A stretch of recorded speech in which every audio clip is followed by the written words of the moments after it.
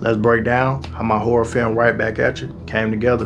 I'm not sure if I mentioned this before or not, but with each film, I have a certain goal or requirement I gotta fulfill.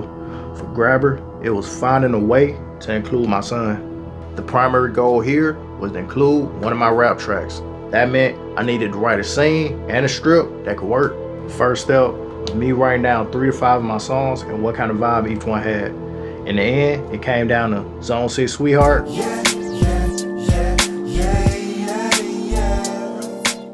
versus You Good.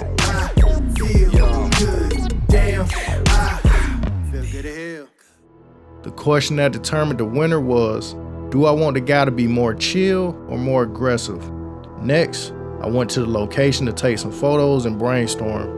The only scene I had in mind was the opening scene with the camera panning slowly from left to right. I wrote the strip. That took about a week or 2. I went back to the location a second time to get some more photos now that I had the strip, adjusted the strip, and got rid of any extra fluff, and I used Milanote to visually set up the whole story. As far as finding the cast, Jeremy volunteered to be Troy. I asked Showcat to be Rhea, plus come over with a costume, and she did the voiceover for Ashley in the bathroom. I asked Keisha to be Maria in the flashback, and I asked the wife to be Naomi. That was the other voiceover. I planned to get this done with 2 to 3 days of filming, but it ended up being 4. Day 1 was fun. We filmed the intro, bathroom, and the time-lapse scene. Try right now. Ooh, yeah, looking in the mirror like that, bro. You look like you're trying to do something big. Stop, bro.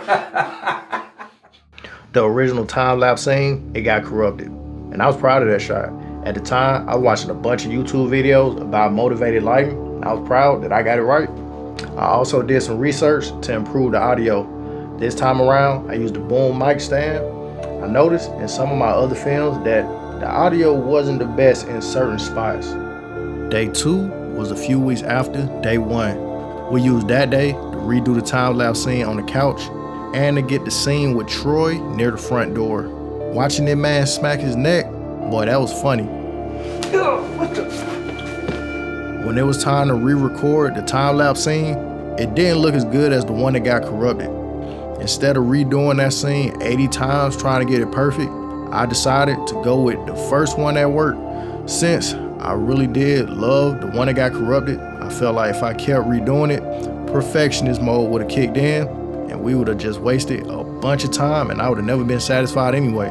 Day 3 was a week after day 2. The plan was to film all the scenes with Rhea plus the ending. Filming with Showcat and Jeremy was pretty fun.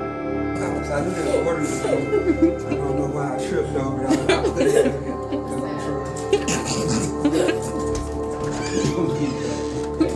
Was you recording? Yeah, I'm recording some BTS and y'all over here, wild and shit. You're gonna be in one of them interviews and you're gonna be talking about how unprofessional your early actors were on set. Oh, I'm not tripping. For the ending, I knew a few elements of what needed to happen, but not entirely sure how it would play out. That space was left for us 3 to figure it out together, and I enjoyed that. It gave a nice change of pace. I might include some sections in future films where we have to come up with some stuff together as a group. That was fun. Alright. Don't be a loser and choke me. Please stop. Choke me like you mean it. That's what I'm talking about. We're not gonna make it through. Okay, I hate Scooby-Doo. Sit with that. It's just one choke. This the last choke. Okay. I liked how we could laugh, and then 10 seconds later, somebody getting choked. 3. So tell me, get back in the kitchen. Get back in the kitchen. 2, 1.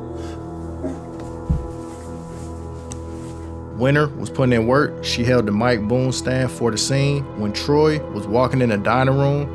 Wynter also helped with some lighting in some spots. After filming, we chilled for a bit, which was nice. While waiting for day 4, I put all the pieces of the film I had together so far. At that point, we only needed to film the flashback scene. I started on the music for the parts I had. In addition to adding timestamps in FL Studio, I also exported the audio from the film and put that in FL Studio while I was working on the music. This made it easier to focus since it was no visuals, just audio. Day 4, we came together and got the flashback scene done in under 30 minutes. Originally, the flashback scene was supposed to go in the middle of Troy getting choked. So it's supposed to be Troy getting choked, flashback, back to Troy getting choked, kind of like how it was in Grabber.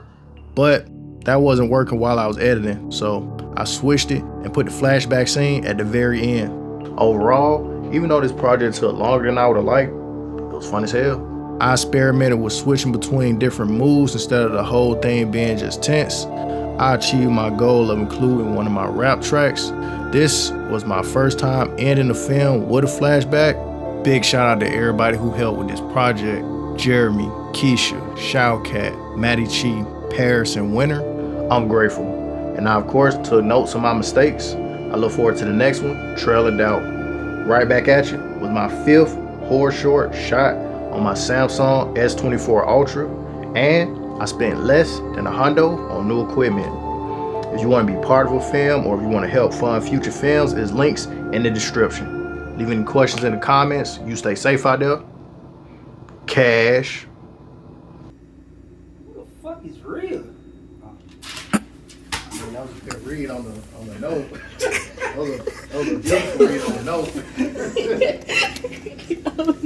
I'm sorry, I can't resist.